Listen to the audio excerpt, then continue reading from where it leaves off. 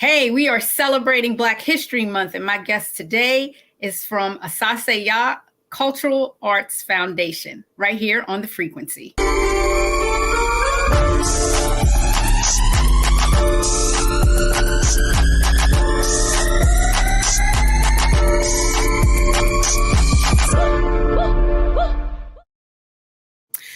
What's up, you guys, and welcome to another episode of The Frequency. I'm your host, Dee Barnes. As you know, we are celebrating Black History Month, and what better to celebrate Black History Month when talking about arts and culture, cultural arts, especially African dance and drum, which is a big part of, our heritage, our culture. And I have a wonderful guest. She is the Director of Operations for Asase Yaa.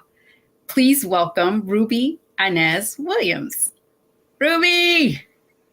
Peace, Dee. How are you? I'm great, sister. How are you? I'm doing well, thank you. I'm doing well. I love your is the dashiki? What do you have on? So it's called a fugu, actually, but it's a top traditionally worn from Ghana. Okay, and not actually by women usually, but I like the style of it. Yeah. I love it too. It is beautiful. Okay, we got to get right into the Asase Yaa. You have to tell me about it because, first of all, I know it's in the heart of Brooklyn, which is like, the cultural mecca. So please tell me about it. So Asase Yaa Cultural Arts Foundation is a cultural performing arts organization. We were founded in 2001 as a professional African dance company. And from that point, we've kind of grown into a School of the Arts, a summer arts camp, as well as in-school programming where we go into schools and provide arts and culture support within our community. See, I love that because I feel like a lot of things that are happening now today is we're not community based anymore. a lot of things are just, you know what I mean? Like the structure of that is just falling apart. So I love when there's something that which is within the community that people can go to. So you said it was started in 2001. It was started as a school. No, we started as a professional African dance company. So our artistic director, Yao Babio, and our current executive director, Kofi Osei Williams, they're brothers, biological brothers, but they're also both musicians. And so they started Asase Yaa African American Dance Theater, kind of really with a vision to be able to present and develop African dance and drumming at a wider scope. And on bigger stages. You know, quite often African dance is seen as only community-based, only done in certain settings. And so as musicians, they wanted to be able to present our art and our culture, but in the same way and in the same platforms that you might see modern dance or ballet, because it is an art form that requires a skill set. And quite often it's not seen as such. So that was kind of our inception as young artists, just kind of wanting to present our art and put African culture out into the world at its highest level. I love that. Now, because it is Black History Month, I mean, this is something you guys do all year round, of course, correct? Yes, absolutely. Yes. We do. But we do. How do you focus in on this particular month, on Black History Month? So some years ago, we started presenting ourselves and having our own performances and productions fairly early on in the trajectory and history of Asase Yaa. But we started doing our own concerts the first Saturday in February prior to COVID. And during, COVID, of course, everything was closed. We couldn't have any large major concerts or gatherings. So this year, after our 20th anniversary was celebrated, we are having our first ever Rhythm and Movements African Arts Festival, which is a celebration of Black History Month, but also just of the rhythm and movements of our people and kind of presenting all of the various aspects of it through music, through dance, through theater. We have a band performing, and of course, Asase Yaa is all about the youth. So we have a night that's dedicated to our youth performance ensemble as well. And we really wanted to kind of take an opportunity to bring our art and culture to the forefront, but also this year we are celebrating the anniversary of hip hop. And so we used, so the shows that we're doing in the daytime are a original play by us called The Hip Hop Kingdom that we are kind of representing. It's called the Hip Hop One more time? It's called The Hip Hop Kingdom. The Hip Hop Kingdom. Okay, I love that. The Hip Hop Kingdom. Break it down for me. Go ahead. Yeah. So the Hip Hop Kingdom actually is a production. No, go ahead. It's a production that we started in our summer program. So our summer camp is a 6-week program. And so it's one of the stories that we've told in our summer camp. And we were like, this is a perfect time for us to be able to represent this particular story. And we're using professional actors and actresses for it. Normally it's our youth that perform. So we're excited to represent this production and celebrate hip hop and all things Black History Month during the festival. I love that. So the festival is basically it's in Brooklyn, or does it travel? So the festival is going to be at the Abrams Arts Center, which is in the Lower East Side. Actually, it used to be called the Henry Street Settlement. And I actually performed there when I was younger. I was like maybe 7 or 8. And I did a off-Broadway play there. So I'm excited actually to just be back in the building. But it is not going to be located in Brooklyn. It's going to be in the LES, as we call it. The LES. When you said the Henry Street Settlement, what's the history behind that?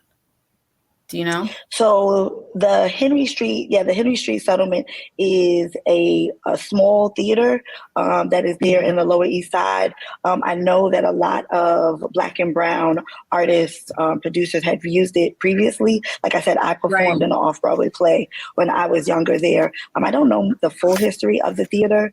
It's a fairly small theater, but it's been around a really long time. I love that. Now, can you tell me more about the cultural meaning behind Asase Yaa? Yes. So The Asase Yaa name. is, Thank you. yeah. So Asase Yaa is a tree word, and tree is a language from Ghana, West Africa, and Asase Yaa means Mother Earth. And so Mother. in the inception, yeah. So in the inception of Asase Yaa, Yao and Osei really wanted to be able to kind of call on the energy of creation and the Hmm. energy of what it means to be Black and African, and then also Right. connecting that with creating as artists. I love that. Do you guys do more history? Like, the history behind the dance, the history behind, the performance? Absolutely. So I'm one of the co-founders and the director of our cultural performing arts camp. And so Nice. the whole mindset behind that particular program is really that we are not only uplifting the arts and they're going to learn to dance and drum and act, and sing possibly, but they're going to learn the meaning behind the stories that we're telling. So like, for example, the Hip Hop Kingdom, when we presented that, they learned about hip hop. The art that they did that year in particular was graffiti art. Most of the Oh, dancing wow. that they did was centered around hip hop, right? And so, when we tell the stories, they are focused on those particular stories we're telling, and learning the history and the value behind them. See, that is so important because you see the cultural dilemma we're in right now, where they're trying to block teaching history, in particular Black history. How Yeah. how are you guys combating that? Like, how are you righting that wrong, basically? I mean, I think the reality is to stand firm on Mhm. being honest and open about who we Yes. are and what our history is and what our requirements are for community. It's Right. important with the Asase Yaa. Our goal has always been to create a space and a sense of community for our young people and for their families. And so, Right. putting African and Black culture in the forefront is the best way to combat some of the adversities Yeah. that we are experiencing, and to do it Hmm. both historically but also currently. So yes, let's talk about what has happened in the past, but also let's talk Right. about what's required right now for us. If you're going to be around each other, that is your brother, that is your sister. We are going to take care of each other. We are going to hold each other accountable. We are going to have fun Right. together. We are going to learn together. We're going to explore together. And so I think that it's a combination of both, telling our stories, things that Yes. have happened previously, but also reinventing Hmm. ourselves and telling our stories forward. So even some of the ballets that our dance company presents, they are kind of a reinventing of telling our stories through performance. And so it's not Right. just a look backwards, but also an opportunity to kind of look forward. I'll give Hmm. you one example. So when we did the Hip Hop Please. Kingdom originally in the summer Uh-huh. camp, the main character was a young man that it might have been his maybe fifth year in our summer program. I mean, he probably was like 10 or maybe 11. Right. But we had him write original rap for that particular play that he did in the show.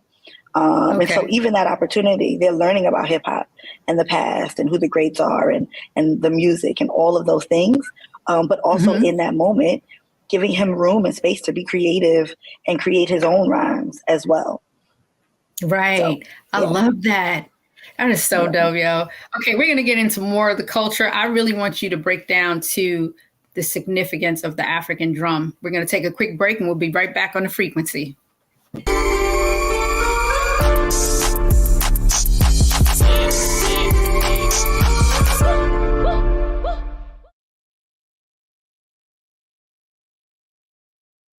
When you talk about Blackness and what happens in Black culture, we're about covering these things that matter to us, speaking to our issues and concerns. This is a genuine people-powered movement. A lot of stuff that we're not getting, you get it, and you spread the word. We wish to plead our own cause too long have others spoken for us. We cannot tell our own story if we can't pay for it. This is about covering us. Invest in Black-owned media. Your dollars matter. We don't have to keep asking them to cover our stuff. So please support us in what we do, folks. We want to hit 2,000 people, $50 this month, raise $100,000. We're behind 100,000, so we want to hit that. Y'all money makes this possible. Check some money orders. Go to P.O. Box 57196, Washington, D.C. 20037-0196. The Cash App is $RM Unfiltered. PayPal is R Martin Unfiltered. Venmo is RM Unfiltered. Zelle is Roland@RolandSMartin.com. Black Star Network is here. I'm real revolutionary right now. Thank you for being the voice of Black America. All momentum we have now, we have to keep this going. The video looks phenomenal. See, there's a difference between Black Star Network and Black-owned media and something like CNN. You can't be Black-owned media and be scared. It's time to be smart. Bring your eyeballs home. You dig?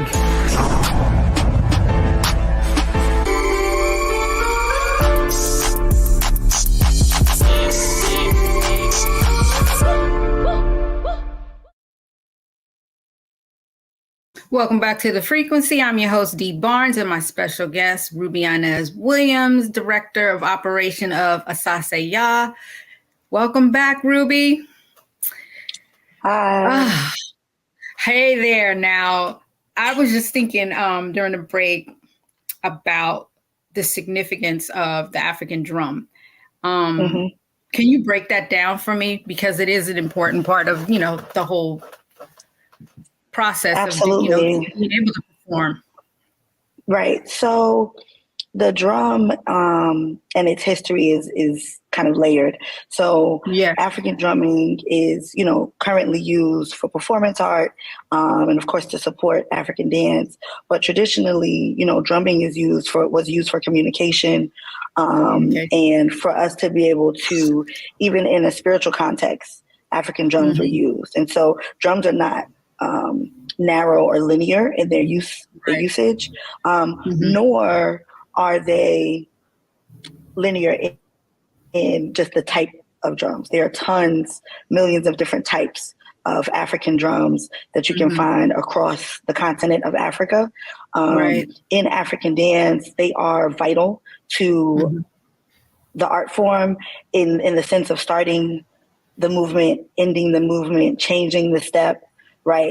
They can dictate a change in mood. They can dictate a change in song. The rhythms speak to sometimes specific ceremonies that are done. It might be for a naming ceremony or a wedding or a funeral that are used only in a certain context. There are drums that are used only for a spiritual context and others that are only used secularly. In Asase Yaa, we use a plethora of different African orchestras. And diasporic orchestras as well. So they're not all just from the continent. Both Yao and Osei and the other musicians that are part of Asase Yaa have been studying, most of them since they were very, very young. So even in our ballet that we are presenting coming up, Ghana, Ghana, the place where the chief sleeps, which is going to be a part of the festival that is coming up. In this one play, we have rhythms from Ghana, we have rhythms from Guinea, West Africa. We have rhythms from Haiti.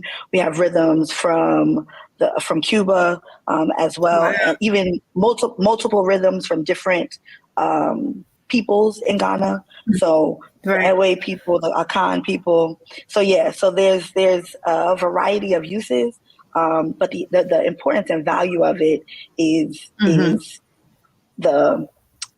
heartbeat that it can kind of create. For us, whether it is that we're performing or we are in a spiritual place or we are in a celebratory place, they can all dictate those different things. Yeah. Now that's a lot. You just made me think about the fact that the costumes, the rehearsals, like this organization has to be massive, right? I mean, Asase Yaa, it takes a lot of people to... how big is the organization? Because it has to take a lot of people to put that together. We are still a small organization. It is not, there are not a lot of us. Our dance company, as far as a professional company, ranges, I would say 10 to 12. Sometimes we have guest card artists come in. As far as the directors, there's Yao, who's the artistic director, Osei, who is the executive director, myself, who's the director of operations. We have Zakia Harris, who's the artistic director of our School of the Arts, which is our youth-focused programming. And then we have Kwesi and Chroma, who is the program manager for our outreach program. And so we are the directors, and we have, some other people that work with us and some consultants, but we all are also performers. We've been with the company since its inception, all of us. And so we are still a very small organization. But for us, growth is important. But the quality of our work and the impact that we have is also vital. So we've grown tremendously as far as the amount of schools we've been in, the number of, children we've had in our summer camp. We started the summer camp, I remember the first year, we had like 6 children, basically. And so our largest, we've gone up to about 100, 150 youth and in the summer in our 6-week program. So we've grown. But as far as numbers of employees, not necessarily. We do have teaching artists that are consultants that we hire that go out and go into schools and work with us. But again, like I said, as far as the meat and potatoes, it is, we are still a small organization.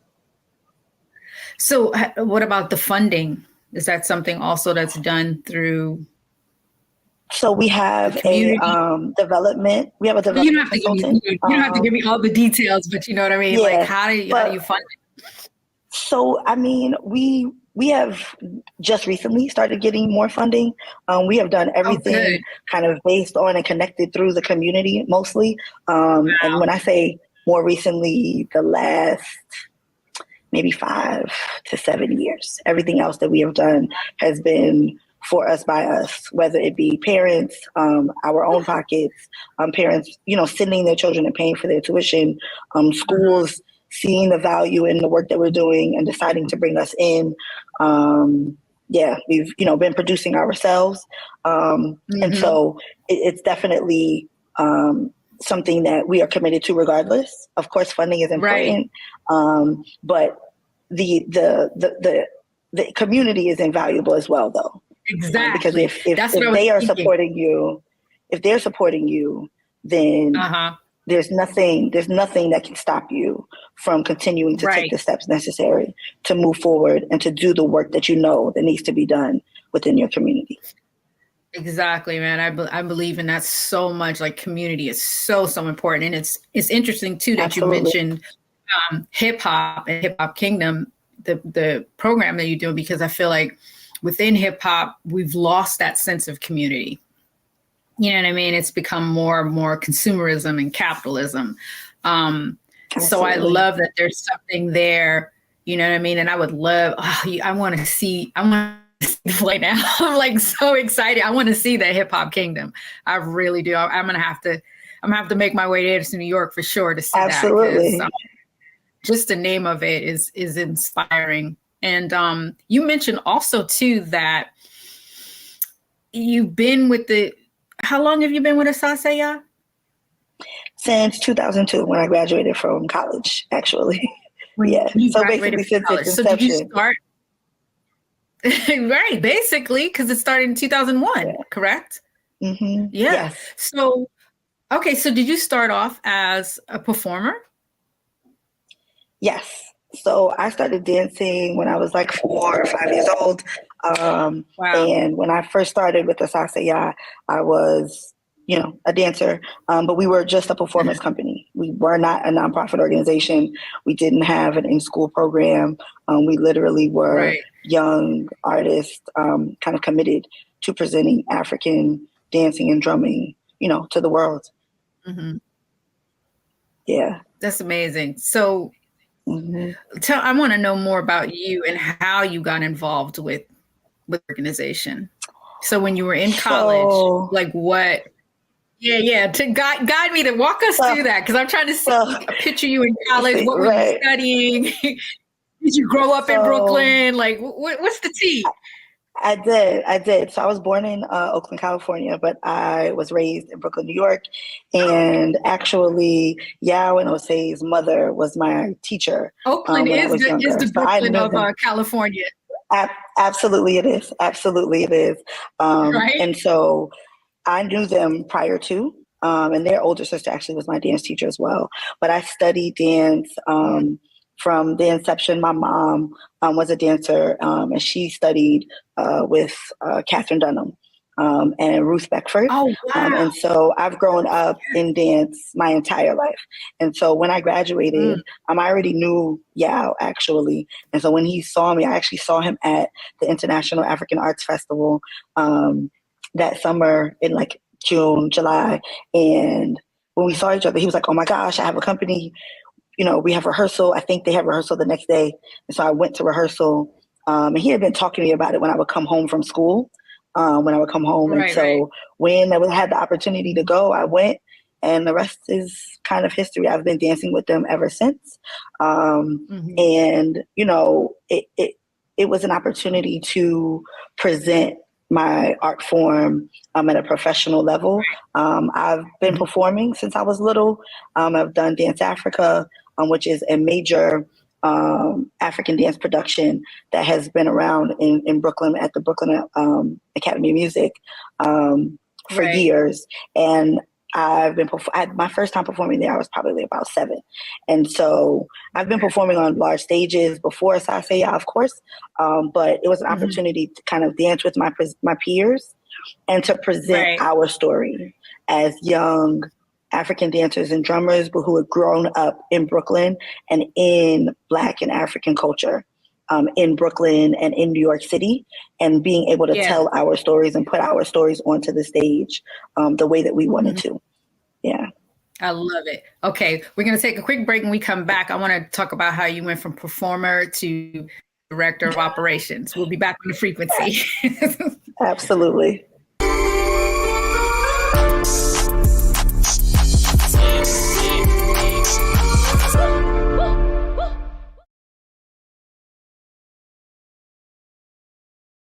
Hi, I'm Dr. Jackie Hood Martin, and I have a question for you. Ever feel as if your life is teetering and the weight and pressure of the world is consistently on your shoulders? Well, let me tell you, living a balanced life isn't easy. Join me each Tuesday on Black Star Network for A Balanced Life with Dr. Jackie.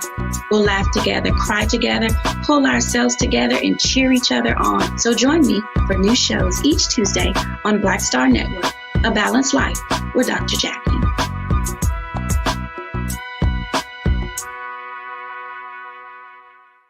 When you talk about blackness and what happens in Black culture, we're about covering these things that matter to us, speaking to our issues and concerns. This is a genuine people-powered movement. A lot of stuff that we're not getting, you get it, and you spread the word. We wish to plead our own cause. Too long have others spoken for us. We cannot tell our own story if we can't pay for it. This is about covering us. Invest in Black-owned media. Your dollars matter. We don't have to keep asking them to cover our stuff. So please support us in what we do, folks. We want to hit 2,000 people, $50 this month, raise $100,000. We're behind 100,000, so we want to hit that. Y'all money makes this possible. Check some money orders. Go to P.O. Box 57196, Washington, D.C. 20037-0196. The Cash App is $RM Unfiltered. PayPal is R Martin Unfiltered. Venmo is RM Unfiltered. Zelle is Roland at RolandSMartin.com.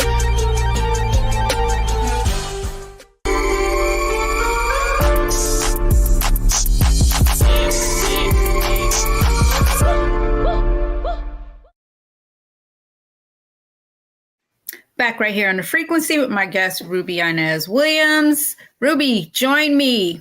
Okay, we were just talking about, hey, we were just, my head is still swimming on the fact that you went from performer to director of operation. Please walk us through that process, because what I didn't catch when you said you were in college, I know you were studying dance, but that was your major. Was that what you wanted to do, to pursue?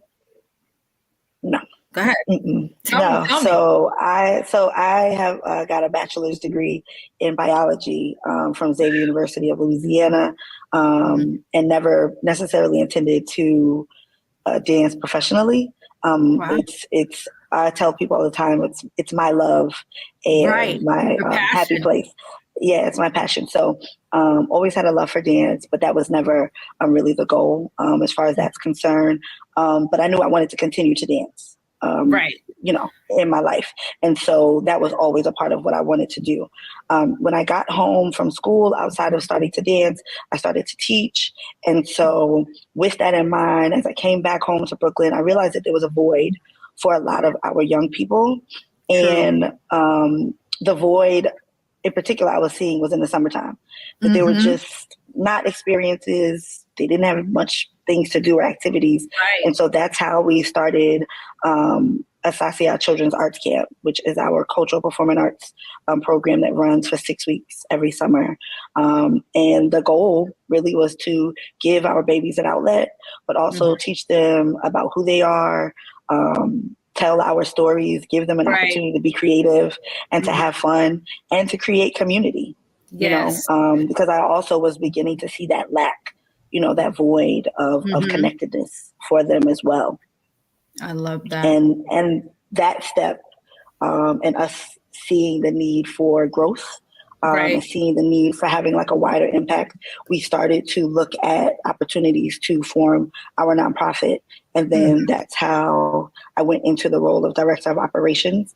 I went back to school and got another degree in nonprofit leadership from Fordham University.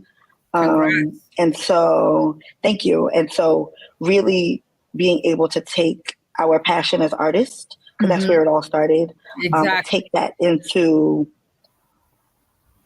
how can we use these art forms, this creativity, this culture that we know and that we've all grown up in to be able to further our impact, further our reach, and do the work that we know that is needed in our community. What were some of the challenges with the children? Because I'm sure that they went there wanting to learn, wanting to know more about the culture, but it depends on really the children's background and what's going on in the household. Because I feel like there's not enough respect for Africa in our cultural history because we're not taught it. You know what I mean? Right.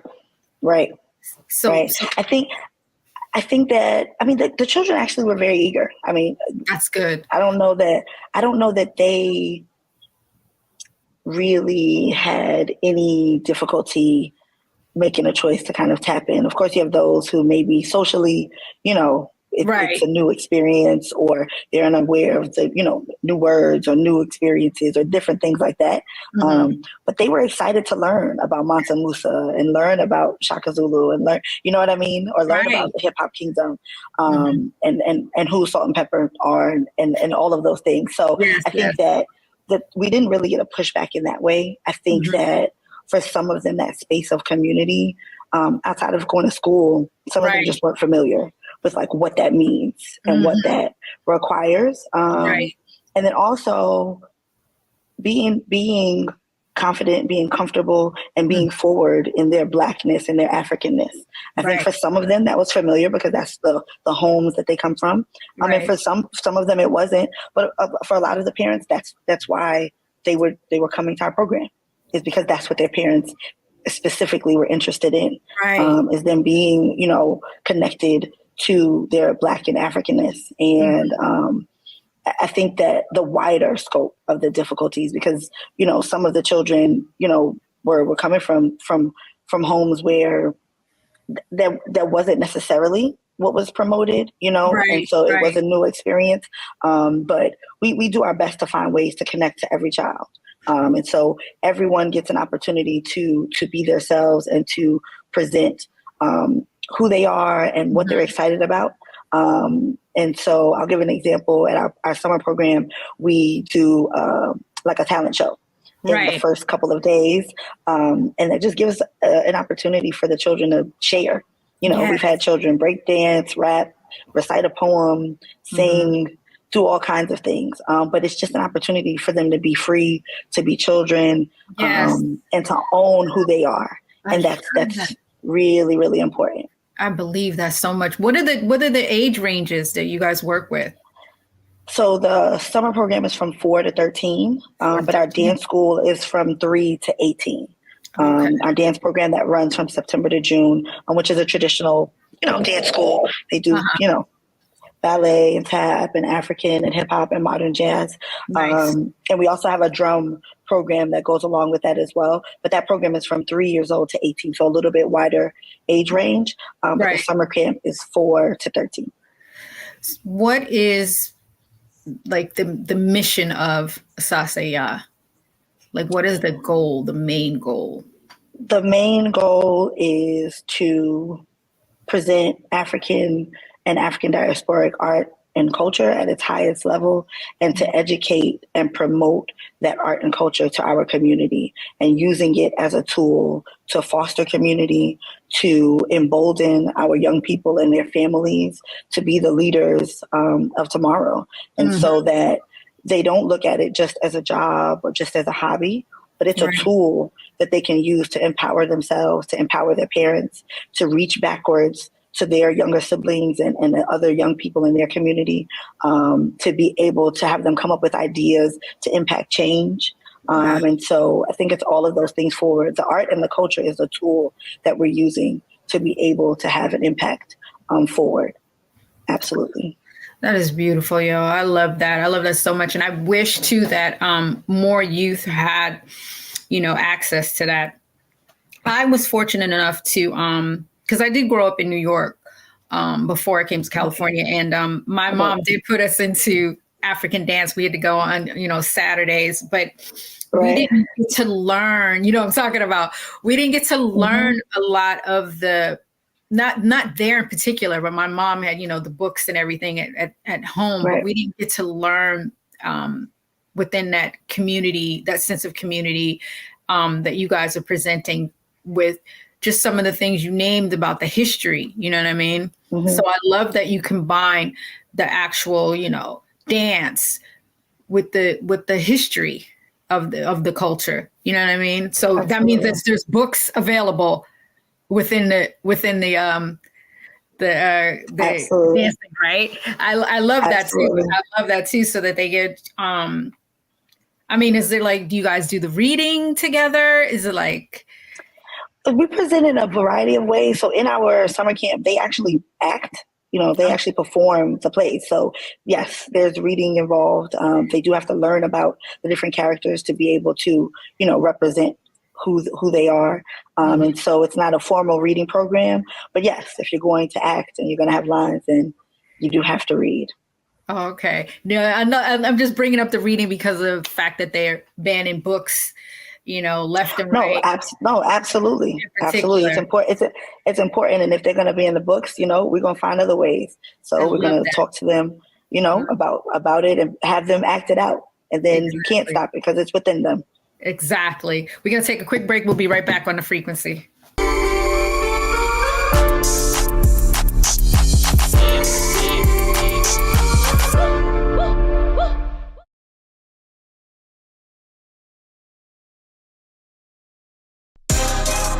Peace, I'm Faraji Muhammad, host of The Culture. And brothers, we need to talk. There's been much discussion about the state of the Black man in our community. Whether it's in politics, education, or in the home, my brothers, we are struggling to lead the way, which is why The Culture will be hosting the Black Men Summit, where we'll be redefining and celebrating Black manhood. This special series will kick off on the 28th anniversary of the historic Million Man March on Monday, October the 16th at 4 p.m. Eastern Time. I'll be talking to some of Black America's most prolific, dynamic, thought-provoking Black men activists, scholars, and leaders about our role, our power, and our future. So tune in and join the conversation as an online culture crew member for The Culture's Black Men Summit, redefining and celebrating Black manhood. Starting Monday, October 16th through Friday, October 20th, 4 p.m. Eastern Time each day, right here, exclusively here on the Black Star Network.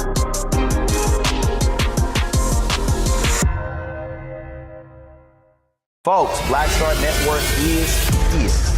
Oh, no punches! I'm real revolutionary right now. Support this man, Black Media. He makes sure that our stories are told. Thank you for being the voice of Black America, Roland. Stay black. I love y'all. All momentum we have now, we have to keep this going. The video looks phenomenal. See, there's a difference between Black Star Network and Black-owned media and something like CNN. You can't be Black-owned media and be scared. It's time to be smart.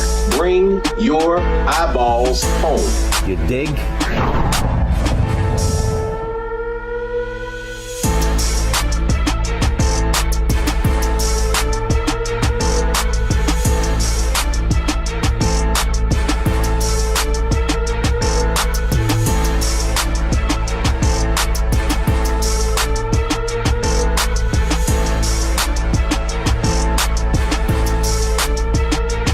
When you talk about blackness and what happens in black culture, we're about covering these things that matter to us, speaking to our issues and concerns. This is a genuine people-powered movement. A lot of stuff that we're not getting, you get it, and you spread the word. We wish to plead our own cause.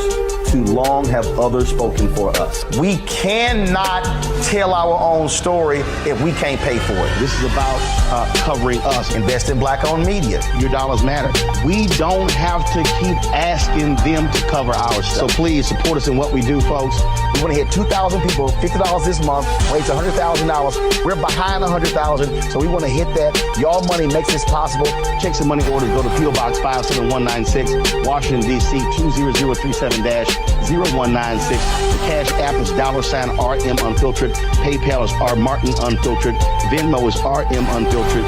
Zelle is Roland at RolandSMartin.com.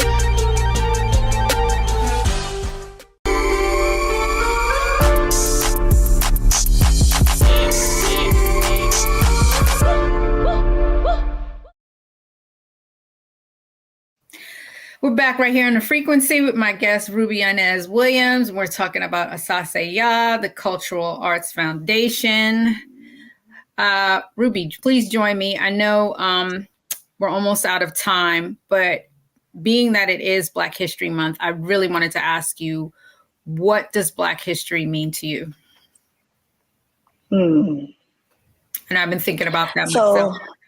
So Black history to me really is encompassing of our ingenuity forward. Mm-hmm. You know, I think that sometimes when we think about Black history, it's either one way or the other. Right. It is history prior to us coming to the Americas, or it's only what's happening here. I think that we have to take all of it together. For me, I think that it is the full scope of who we are, and as Africans and as African Americans and as people of the diaspora, and all of those parts connected, in the way that we've been able to reach back, as they say, Sankofa, and bring those things from Africa forward and be able to utilize them as tools to help us to be able to persevere, help us to be able to create inventions, help us to be able to create new genres of art, help us to create whole communities post-slavery. You know what I mean? I think that Black history has to do with taking our history and looking at it and letting it embolden us to be able to continue to do that work forward, and not forgetting where we come from, but not just stopping there. Really looking at how we've used it, how we can continue to use it forward. You know, even our Rhythm and Movements Festival that we're doing, a part of us doing the festival is that we don't have to just do one day, and it's not just one day, that we can be able to present to our children, present about hip hop, but also in that same breath have an entire African dance performance, and in that same breath have an African jazz band perform, and in that same breath have our young people have a night to themselves to perform and to dance and to drum. And so bringing all of those things together is what I think is the importance and value of Black History Month, and that we have to use the history, right? But really it's the vision forward, and how are we going to take that history and take those steps forward for ourselves and for our community. Oh my God, you couldn't have put it better. I'm overwhelmed by the fact that the Cultural Arts Foundation and you guys have established is there still in the community and you're still doing the work. I just want to commend you on that and give you your flowers, your virtual flowers. Oh, thank you. Thank you. Thank you. No, thank you for what you're doing and the work that Asase Yaa is doing with the community. I wish that this was, all international, not international, but all over the country, in every little spot, every state, that there would be, every community really, that there would be something like that. I think it's very much needed, more now than ever before.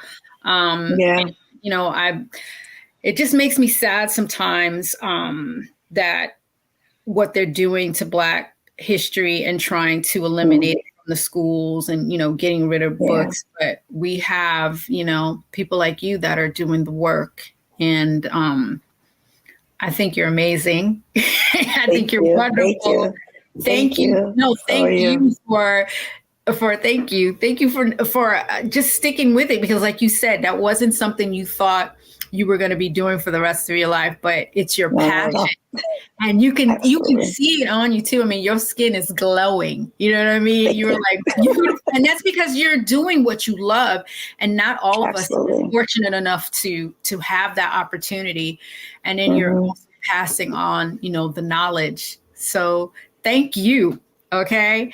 And definitely come back, again. When is the festival happening this year for 2020? So the festival is February 12th through the 18th. There are daytime shows, there are evening shows.